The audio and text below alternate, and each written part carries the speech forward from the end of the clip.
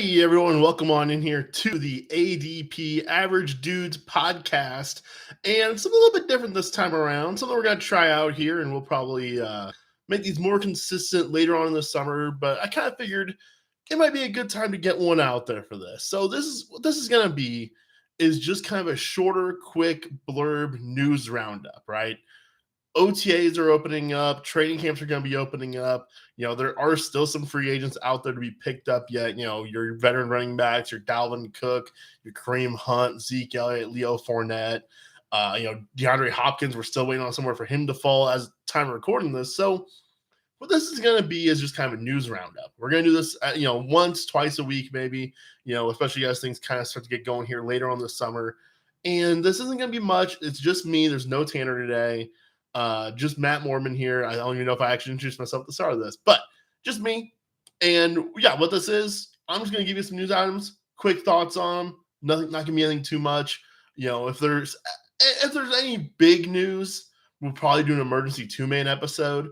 But here we are, late June. Tanner gets married on Saturday, so just a one-man show real quick. So I just got 5 quick little news items to hit on here real quick. And like I said, we're not moving the earth here. But number one, probably will be moving a few rankings here, I think, a little bit. Antonio Gibson continuing to gain hype.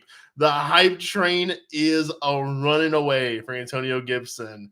And I'm kind of hopping on board a little bit. Now, longtime listeners know I've never been a big Antonio Gibson guy. He's not one who's burned me before. And so I feel like that's part of why I'm a bit more in on him than most are. As I try to get my rankings open here, they're not one open, so I can't tell you exactly where I've got him. I think I've got him kind of in the kind of higher 20s, lower 30s kind of range right now. I think I like Antonio Gibson, and the news item here being that from the Athletics Ben Standig OTA Day 1 Roundup, Ron Rivera called Antonio Gibson, quote unquote, a matchup nightmare, and said, quote, Eric wants to make sure Antonio gets as many opportunities right now to show us what he's capable of, because I think that would be a big part of the game planning. So as many of us know, Antonio Gibson, he was a wide receiver in college. There was a lot of excitement about his pass catching ability and the matchup nightmares that could come out of that right off the bat. And, despite 2 very good finishes, actually, in his first 2 seasons, finishing as kind of that fringe RB1, RB2 range, it does feel like there's been something left to be desired with Antonio Gibson. And with Rivera saying this, look, Ron Rivera's been his coach for 2 years already. There's been the hope of Antonio Gibson being Christian McCaffrey, and that just hasn't been the case. I think Eric Bieniemy does bring this ray of sunshine, though, especially when you think about what Jerick McKinnon just did in this offense. But that's one thing that I've kind of pushed back on a little bit, is just that in the Chiefs offense, Bieniemy, pass catching running backs were never a huge part of it, but playmakers in general were. And if you're a playmaker, Bieniemy found a way to use you. And that's one thing I think that is exciting about the potential of Antonio Gibson. So there's been a lot of these kinds of stories over the last, let's call it 3 or 4 weeks now about Antonio Gibson. They did draft Chris Rodriguez later on in the draft, and they still have Brian Robinson there, who I think a lot of people are not that impressed by, I believe last year's 3rd round pick. So Gibson's got the opportunity here to at least be that passing downs back. Maybe that pass catching role becomes a bit more expanded, and that can be really exciting. And speaking of passing work getting more expanded, Jahmyr Gibbs, the exciting 12th overall pick that everyone's in love with out in Detroit. And look, myself included, I think my appreciation and my liking of David Montgomery has made this perception that I'm anti-Jahmyr Gibbs. It's not the fact, though. I think both can be great, and this is a piece of the puzzle as to why. This one, again, comes from The Athletic. Colton Pouncey reporting that the Lions have, quote, made it a point of emphasis to move Jahmyr Gibbs all over the place in practice. They say he's lined up in the backfield, in the slot, out wide, and Gibbs has told reporters that he himself is just working on route running right now. Now, Pouncey did note that Gibbs had some issues with drops on Tuesday, but that for a running back, his hands are very good. And so I think the good news here is Jahmyr Gibbs is getting used, right? That it's you don't want Jahmyr Gibbs to be Antonio Gibson, right? You want him to get those reps, get those catches, all that spread work. But to me, one of the things here is, hey, if Gibbs is out in the slot, that could mean David Montgomery's on the field too. And this could mean both these guys. I've got them ranked 16 and 17 in my rankings. I think both guys could be RB2s this season. And I think there's a perfectly realistic chance that one's an RB1. You got a lower end RB1. And the other one is a strong RB2 at the same exact time. Continuing on with running back news, this was a big one earlier this week for people who kind of just looking at names a little bit, not necessarily reading too deep into it. It happened, though. James Robinson got cut by the New England Patriots. He had signed a 2-year, $4 million deal, minimal guarantees, so it didn't cost them much. The Athletics' Jeff Howe has since reported that injuries were the issue, saying that even in OTAs, J. Rob just could not stay on the field. Obviously, he tore his Achilles back in 2021. We know how bad that injury can be. Cam Akers, part of the reason I'm still kind of on Cam Akers, right, is because James Robinson has been having all these issues since that Achilles. He's had flashes of niceness. Don't forget, like week 1 last year, James Robinson was awesome. And then, Donta Foreman, look at how long it took for him to come around, right? But I think obviously James Robinson being off the team, it's a good thing for Ramondre. It's even less competition in that backfield now. You got Pierre Strong, Kevin Harris, J.J. Taylor, Ty Montgomery.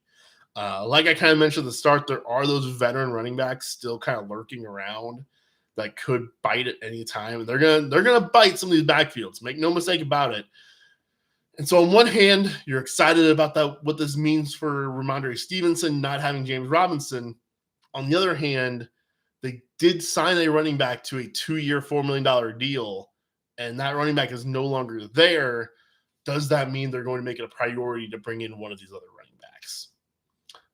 I think you can take with that what you want. I think if you're a dynasty owner of Ramondre, if you can pounce right now and get RB1 value for Ramondre, do it. But don't hear what I'm not saying.